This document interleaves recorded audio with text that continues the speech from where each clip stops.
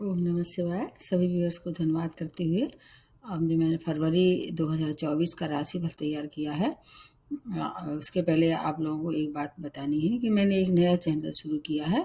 उसमें केवल वास्तु टिप्स वगैरह हैं, छोटी छोटी सी, और रेमेडी हैं, तो वो बहुत इफ़ेक्टिव हो मतलब है।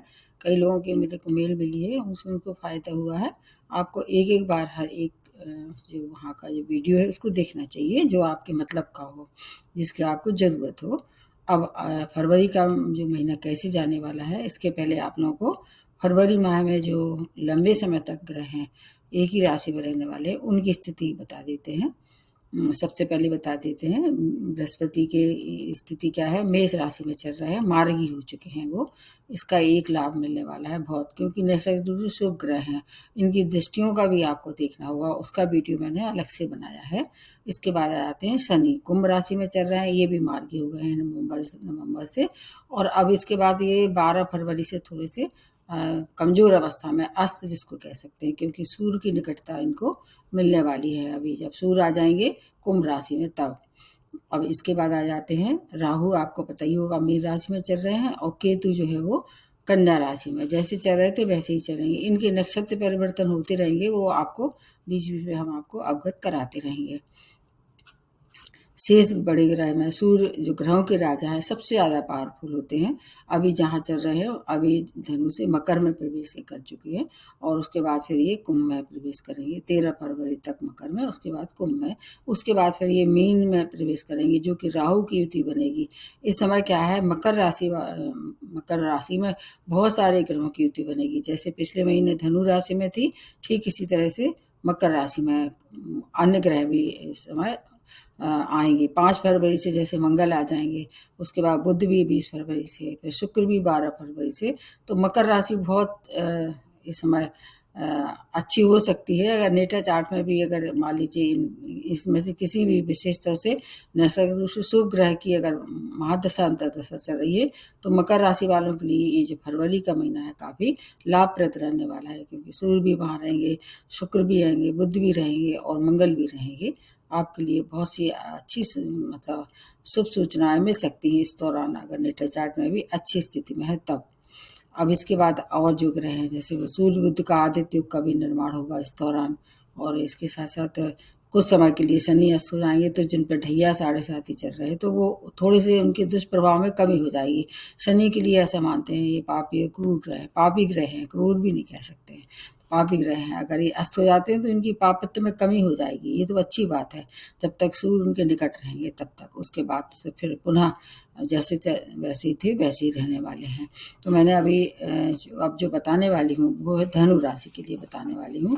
धनु राशि किसकी राशि है? ये है गुरु बृहस्पति की राशि है। और अभी धनु राशि पे 7.5 ही ढैया कुछ भी नहीं चल रहा है, ये एक बड़ी अच्छी राहत वाली बात है। ये अभी ग्रह स्थिति के आधार पर मैं बताने वाली हूँ आप लोगों को। गुरु की, अगर आपके स्वामी राशि को मैं ज़्यादा प्रेफरेंस दे रही हूँ। अभी आपके जहाँ चल रहे हैं पंचम भाव में गुरु चल रहे हैं, वैसे ही चलने वाले हैं, क्योंकि गुरु मेष राशि में है, तो पंचम भाव को एक्टिवेट कर देंगे। इनकी दृष्टियों के लिए आपको पिछला जो वीडियो उसको देखना होगा। इसमें बहुत विस्तार से नहीं बता रही हूँ, संक्षेप में ही बता रही हूँ। ये भाव किसका है? शिक्षा का है, संतान का है, प्रेम प्रसंग का है, शेयर मार्केट का भी है, पूर्व के कर्मों का भी है। तो इसमें क्या है, आपको मेहनत का जो अभी तक फल नहीं मिल रहा था वो फल प्राप्त होगा। मतलब आपकी जितनी अपेक्षा थी उससे ज़्यादा आपको फायदे होने वाले हैं पंचम भाव से रिलेटेड। जैसे कि संतान की समस्याओं का हल निकलेगा। अगर आप शेयर मार्केट का शौक रखते थे तो आप उसमें अब आपको लाभ ही लाभ मिलने वाला है, क्योंकि 7.5 खर्च समाप्त हो गई है। और इसके बाद यात्राएं करेंगे, लाभप्रद रहने वाली हैं। आय के नए नए स्रोत, जो गुरु की दृष्टि है उनके हिसाब से ही बता रही हूँ, आय के नए नए स्रोत, भाग्य का साथ रहने वाले हैं। मित्रों का, बड़े भाई बहनों का पूर्ण सहयोग प्राप्त होगा। अगर आप स्टूडेंट हैं तो आपको थोड़ा सा फोकस इनका डगमगा सकता है स्टूडेंट का, लेकिन हायर एजुकेशन के लिए एलिजिबल हैं आप तो आप जा सकते हैं। आपके लिए कैरियर के लिए नए नए अवसर प्राप्त होने वाले वाले हैं, और अगर कोई पुराना जॉब था उसमें प्रमोशन ड्यू था तो आपको अब प्रमोशन के लिए इस समय कोशिश करना चाहिए। निश्चित रूप से इसमें आपको प्रगति होगी। आप स्थान परिवर्तन चाह रहे थे अब तक, आपका मनपसंद जगह अगर नहीं हो पा रहा था तो स्थान परिवर्तन भी इस समय हो सकता है। भूमि वाहन के सुखों की प्राप्ति होगी। आपको 5 फरवरी के बाद अगर कोई नया काम या संपत्ति या इस तरह से कोई खरीदना चाह रहे हैं तो 5 फरवरी के बाद आप खरीद सकते हैं। आपकी वाणी में ज़रूर थोड़ा-सा तेज़ आएगा। वैसे भी धनु राशि वाले थोड़े से स्ट्रेट फॉरवर्ड ज़्यादा होते हैं, तो वाणी पे अगर आप कंट्रोल रखेंगे तो आपके रिश्ते बच सकते हैं। अन्यथा हो सकता है आपकी वाणी से आपके संबंध हैं, आपके स्पाउस से हैं, भाई-बहनों से, मित्रों से, किसी से भी संबंध खराब हो सकते हैं।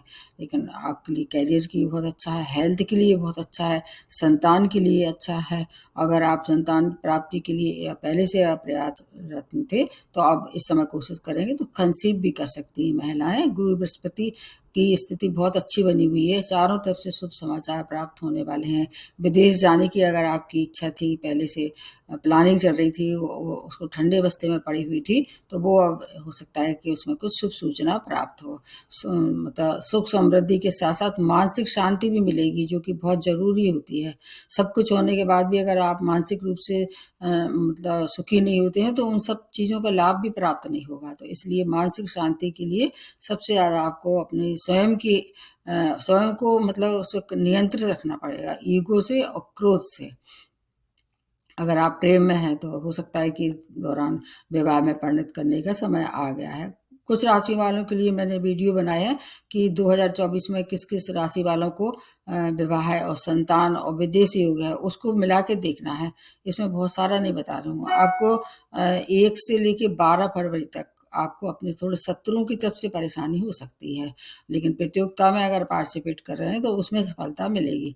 उस दौरान आपको क्या करना है, अपनी आने वाली जो कोई ऐसे संकट हैं उनसे बचाव करने के लिए समय आपको अपने गुरु बृहस्पति को मजबूत करना है। उसमें आपको आप केले की जड़ का मतलब पहन सकते हैं, उसका वीडियो मैंने एक बनाया है कि जो जड़ें होती हैं किसी भी पौधे की होती हैं बहुत ज़्यादा उपयोगी और लाभदायक होती हैं और सस्ते दामों में आपको कहीं कोई खरीदना नहीं है, मिल सकती हैं। तो केले की जड़ का आप उसका अपनी बाह में बांध सकते हैं, और इसके अतिरिक्त गजेंद्र में उसका पाठ कर सकते हैं, विष्णु सहस्त्र नाम का पाठ कर सकते हैं।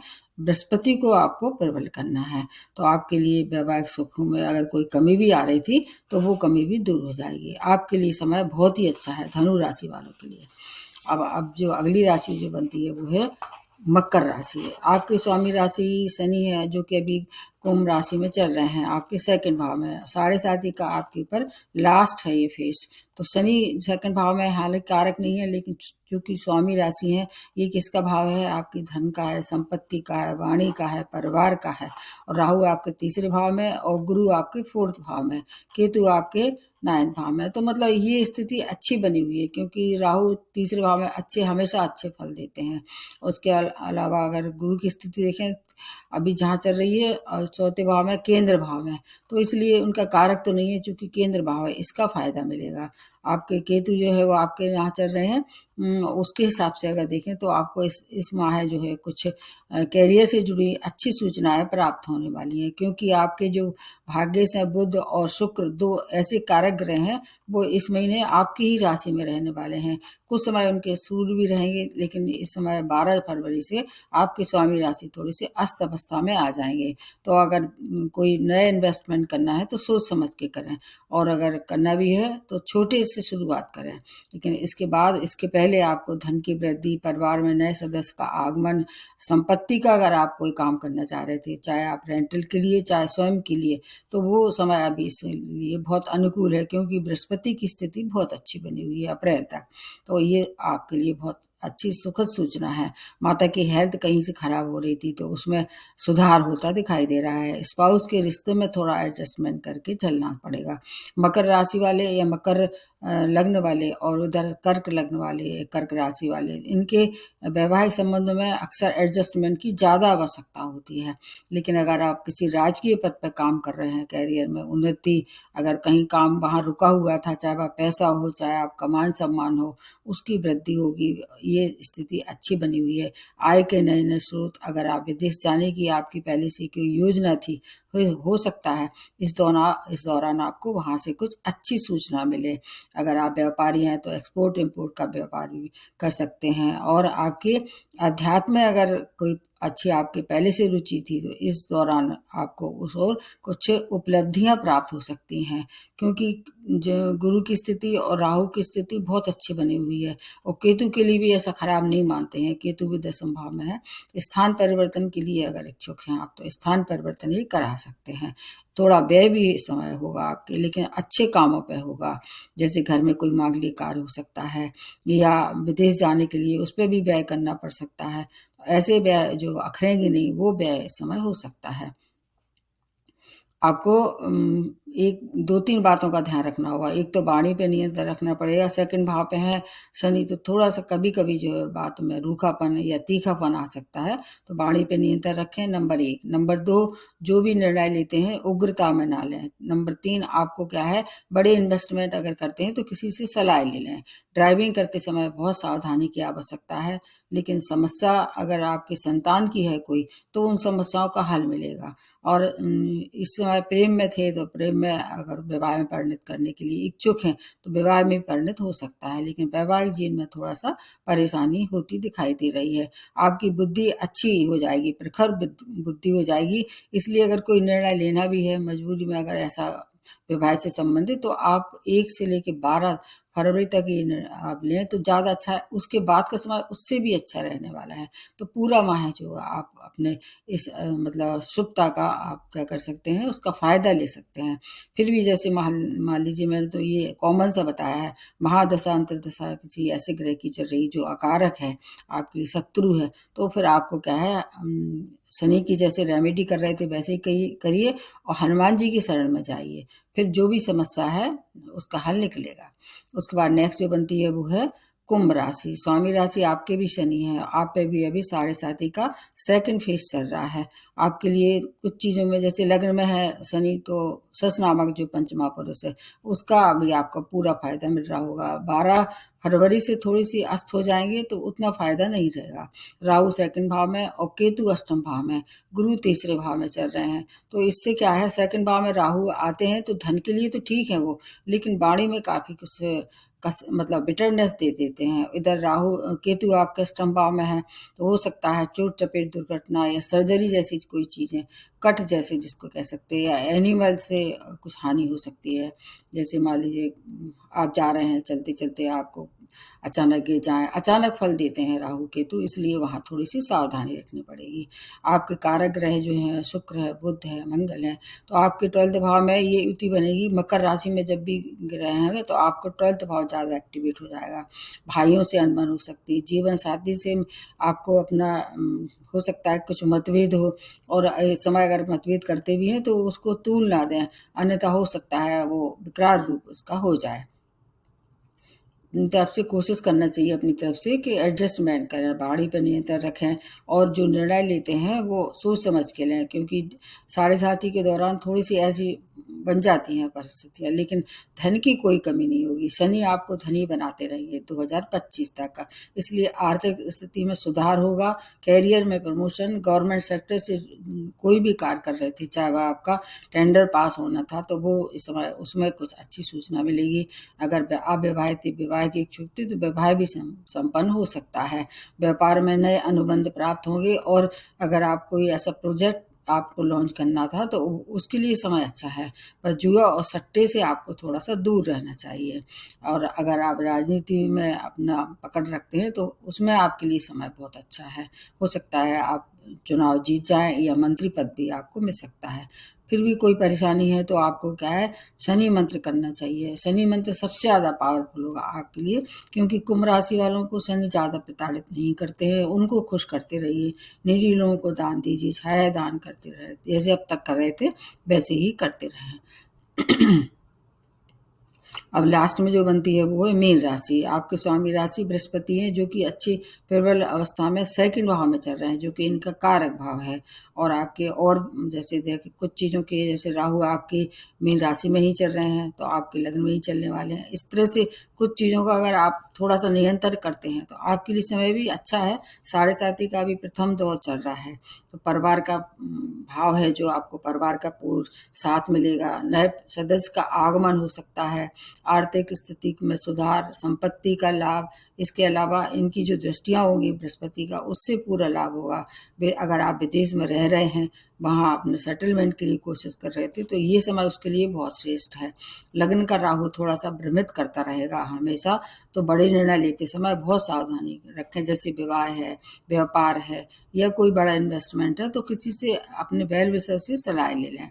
अगर जीवन साथी या साझेदारी में आप व्यापार कर रहे थे, जीवन साथी से कहीं पहले से मतभेद चल रहा था, तो उसको थोड़ा सा आपस में मेल मिलाप से निपटा लें। कोर्ट कचहरी का हो सके तो इस समय थोड़ा सा दूर रहें, क्योंकि कोर्ट में अगर आप जाते हैं तो वो लंबा खींचेगा। इस समय शनि हर चीज़ को लंबा कर देते हैं। जब साढ़े सात ही ढैया चलता है, तो उसमें थोड़ा सा कोशिश ये करना चाहिए कि सुलह समझौता से बात बन जाए। ऋण से मुक्ति होगी, शत्रु परास्त होंगे, लेकिन धन की वजह से आपके रुके हुए सभी कार्य पूर्ण होंगे। अगर आप गुप्त विद्याओं में रुचि रखते हैं, जैसे ऑकल्ट साइंस है, एस्ट्रोलॉजी है, या CBI जैसे अगर क्षेत्र में काम करते हैं, तो उसके लिए ये समय बहुत अच्छा है। इसके अतिरिक्त रिसर्च से जुड़ी लोगों के लिए उपलब्धियों वाला समय है। स्टूडेंट चाहें तो वो विदेश का भ्रमण करने के लिए या पढ़ने के लिए जा सकते हैं। वहाँ हो सकता है उनको वहाँ स्कॉलरशिप भी प्राप्त हो। आपके लिए समय अच्छा है। आपकी थोड़ी सी हेल्थ केयर की आवश्यकता है। जो जो साढ़े सात ही ढैया वाले हैं, शनि की जैसे रेमेडी कर रहे थे अपनी हेल्थ के लिए, मानसिक कष्ट के लिए बचने के लिए, तो वैसे ही करते रहें। आपको गुरु मंत्र करना चाहिए, और हो सके तो किसी मंदिर में जाके सेवा करें, और शनिवार को निजी लोगों को दान करें। अगर ये सब आप करते हैं तो फिर आएंगी तो परेशानी, ये तो मैं नहीं कह सकती हूँ कि आपको परेशानी बिल्कुल आएगी नहीं, लेकिन उनका हल मिलेगा, उससे बाहर निकलने का रास्ता मिलेगा। तो ये सब अगर करते हैं तो फिर इसमें कोई परेशानी नहीं। जीवन है, उसके संग तो संकट जुड़े ही रहते हैं। मतलब ये जो नरक लोग है जिसमें हम सब जी रहे हैं, पृथ्वी लोग नरक ही लोग मान के चलते हैं इसको। तो अगर परेशानी से आप बाहर निकल जाते हैं तो वो सबसे ज़्यादा महत्वपूर्ण होता है। और जो रेमेडी मैंने बताई है, छोटी छोटी सी रेमेडी, मैंने जो नया चैनल खोला है उसमें एक बार ज़रूर देखें, बहुत इफेक्टिव है और बहुत लोगों को उससे फ़ायदा हुआ है। आज यहीं समाप्त करते हुए नमस्ते और धन्यवाद।